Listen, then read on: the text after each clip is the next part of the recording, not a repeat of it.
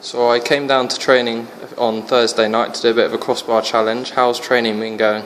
It was great up until that moment, actually. The BUCS guys had a really good week training last week. Really got some good work done. We were able to work a bit harder because of no game last week. So put a bit of meat on the sort of game plan and did a bit of physical work, and then it sort of tailored off really. So we're going to this game on Wednesday as fresh as we can. But no, they had a good week training. And what were your thoughts on England's performance on the weekend? Not so good. No. The England legends were great on a Saturday night. We beat Ireland 58-35, so keeping our end up. But no, I thought England were very disappointing actually. A really big, almost a must-win game, real pressure game for them, and they got exposed for a little bit of naivety, a little bit of experience, which I suppose you could understand. But 7 months out from the World Cup, you'd like to think we'd be in a position to win those sort of games. So disappointing really, but I suppose they'll play well. So you've got a very big game coming up on Wednesday. How difficult has team selection been? Really tough actually. We've got a great squad. We've had trained really well this week, trained really well all season. We asked the guys for some big commitment and they've done that.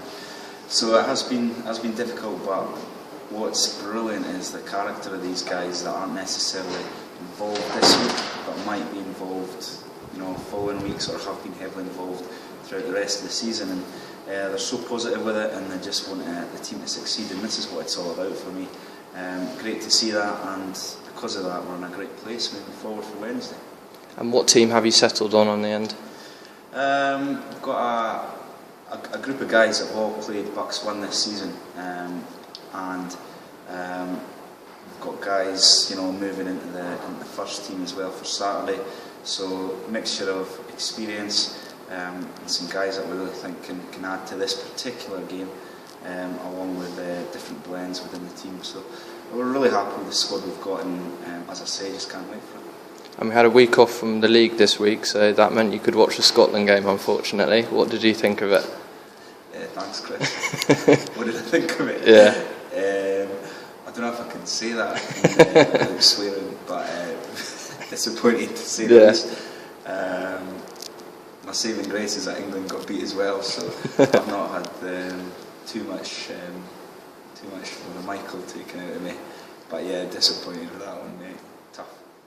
Thank you. We've got a big game coming up against Cardiff at home. What are you hoping for crowd numbers in that one? That's right, Chris. Yeah, home quarter-final on Wednesday, 3 o'clock kick-off on the first team pitch. Really hoping that we can get a lot of support down to cheer the lads on. We've been really fortunate this year with some fantastic crowds for both the BUCS games and indeed for our National 1 League games. So it'd be great if we could get a number of people turning out on Wednesday afternoon to really sort of cheer the lads on and provide that 16th man. I think it makes such a big difference. So yeah, please get down if you can. And the league squad return home at Esher in a week's time. What are you hoping for the support for that one as well? Yeah, they do. We're at the business end of the season now, both in terms of BUCS and in terms of sort of the league as well. So every game vitally important, and I think a little bit more importance now as we really try and sort of get some league points and sort of stabilise our position in National 1. And again, I think crowd numbers and home support can really help. We've had a really good run at home, so we're in our last 4 home games. So we'd love to make that number 5 in a few weeks' time. It'll be a really tough game, but hopefully get another big crowd as well to really sort of cheer the lads on and make a bit of a difference. And I understand you returned to your playing days with a weekend off. How did that go? Yeah, I had a little trot out for my hometown club, Lichfield. Sort of played 20 minutes.